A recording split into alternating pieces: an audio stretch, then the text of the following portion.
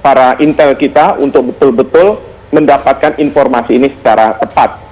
Yang kedua, bahwa kalau misalnya ketahuan siapa pemiliknya, lakukan tindakan yang keras. Jangan sampai teledor kita. Ya, saya nggak ingin lagi seperti kejadian agen intelijen Jerman. Membuka kode atau enkripsi yang sudah disembunyikan di dalam drone tersebut, itu yang terpenting. Nah, ini kemudian setelah itu baru kita melakukan satu tindakan. Tindakan itu bisa dari, misalnya sudah terbukti dari satu negara tertentu, kita bisa panggil duta besarnya, kita bisa panggil misalnya atas pertahanannya untuk menjelaskan maksud dari pengoperasi.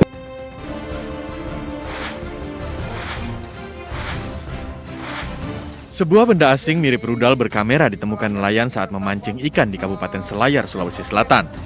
Dari video amatir, anggota TNI dari Koramil Pasimaranu menjelaskan bahwa benda aneh yang disangka rudal tersebut adalah drone laut yang diduga milik dan buatan Cina. Sebuah drone bawah laut berkamera ditemukan oleh nelayan di dekat Kepulauan Selayar, Sulawesi Selatan beberapa hari lalu.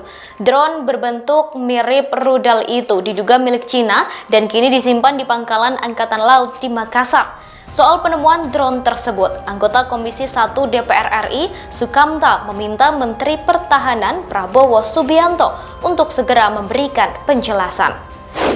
Ternyata ketika dilakukan penyelidikan ke beberapa sumber kita di Berlin, Hall ini nama perempuannya Susan Hall, bukan pula pegawai pemerintah yang tercatat di Kementerian Luar Negeri Jerman. Dia tercatat sebagai pegawai di BND. BND itu Badan Intelijen Jerman.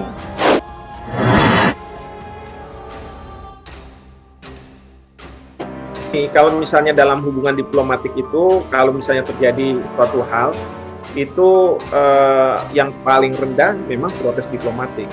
Tapi kalau misalnya yang paling keras adalah sampai dengan pemutusan hubungan kedua negara. Diplomatnya di persona non gratakan, dipulangkan, dan lain sebagainya. Wah, kita perlu ada leverage. Gitu ya. Semua negara akan mengirim mata-mata untuk mencari tahu, lalu kemudian melihat permasalahan. Bahkan lebih dari itu, kadang-kadang mereka juga mendukung salah satu pihak, ada kepentingan melawan pemerintah. Ini yang ketahuan sekarang ini. Nah, karena ketahuan, kita harus lakukan protes diplomatik, tidak dianggap lemah di mata publik kita. Dua peristiwa terkait kedaulatan Republik Indonesia menyita perhatian publik. Kontroversi pertama, soal wanita Jerman yang bertandang ke markas Front Pembela Islam. Kemudian drone asing yang ditemukan di perairan Kepulauan Selayar, Sulawesi Selatan.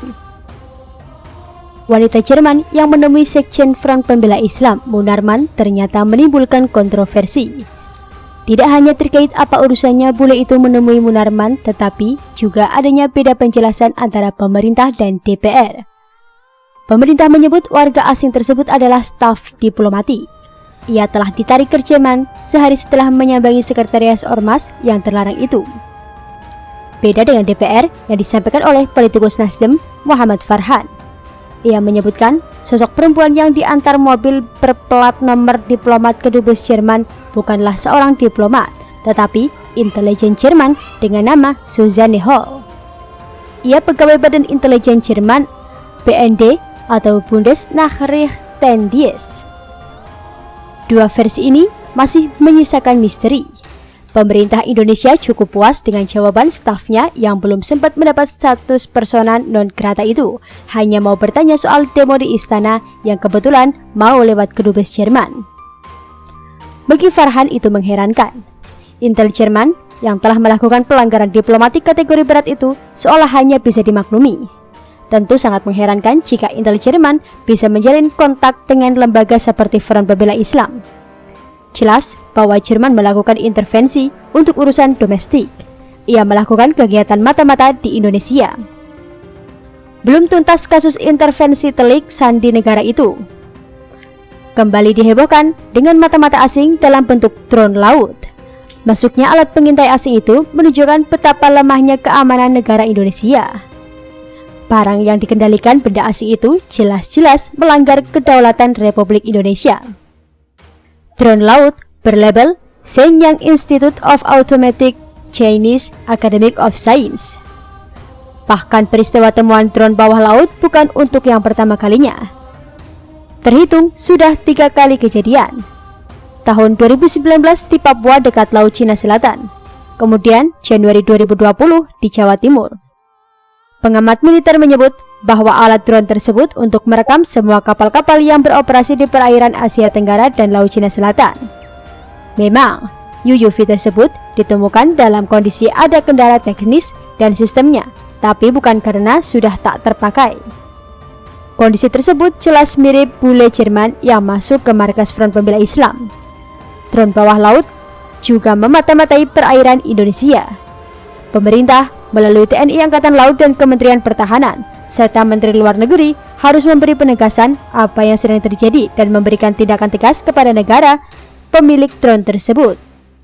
Drone mirip rudal, memiliki panjang 2,25 meter dan berat 175 kg. Nelayan yang menemukannya, temuan tersebut sempat dibiarkan di rumah seminggu hingga akhirnya diserahkan ke Koramil Pasir Maramun dan kini sudah diamankan di pangkalan utama TNI Angkatan Laut 6 Makassar. Kejadian temuan drone bawah laut yang diduga diluncurkan kepada 2017 tersebut tidak bisa diremehkan. Pemerintah melalui Kemhan, TNI, dan Mabes Polri harus melakukan tindakan nyata. Kewaspadaan perlu ditingkatkan terutama di wilayah Laut Cina Selatan yang bisa berpotensi pecah konflik antara Tiongkok atau Cina dan Amerika Serikat. Karena hal ini menyangkut kedaulatan Republik Indonesia, maka pantas kita mencolek Pak Menahan Prabowo. Halo Bapak Prabowo. Di sisi lain, mantan politikus Demokrat Ferdinand Huta Hayan pada Senin 4 Januari 2021 membuat cuitan menyindir Fadlizon. Ia mengatakan, "Saya belum dengar kritik Fadlizon terhadap Kementerian Pertahanan Republik Indonesia Prabowo atas ditemukannya benda mirip drone laut di Selayar Sulawesi Selatan. Apakah Bang Fadli tidak ingin menambahkan itu dalam daftar kinerja buruk pemerintah? Objektivitas kritik dan keberanian akan menunjukkan siapa Fadlizon," kata Ferdinand. Ferdinand juga mengunggah gambar komik kita yang bertulis, "Son, semua menteri lo nyinyir, sekali-kali nyinyirin Menahan gitu."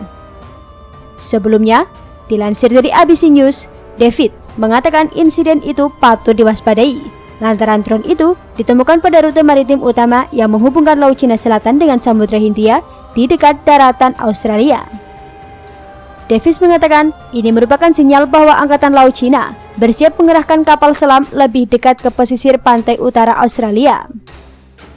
Ini memang mengirimkan sinyal bahwa Angkatan Laut Cina sedang bersiap mengerahkan kapal selam lebih dekat ke utara Darwin. Dan kami harus bersiap menghadapi prospek aktivitas kapal selam yang jauh lebih dekat ke pantai utara Australia daripada sebelumnya, kata Davis. Mereka, Cina, perlu memahami oseanografi dan sifat batimetri wilayah itu. Jadi itulah alasan penempatan pesawat layang tersebut, paparnya menambahkan. Dilansir dari The Guardian, menurut portal berita militer Naval News, data UUV bisa sangat berharga bagi perencana Angkatan Laut, khususnya operasi kapal selam. Semakin baik Angkatan Laut mengetahui medan perairan, semakin baik kemampuannya untuk sembunyi dari musuh, bunyi portal tersebut. Semula, drone diserahkan ke polisi, namun saat ini TNI telah mengambil kendaraan nirawak bawah laut itu dan tengah diselidiki di Pangkalan Angkatan Laut Utama ke-6 di Makassar.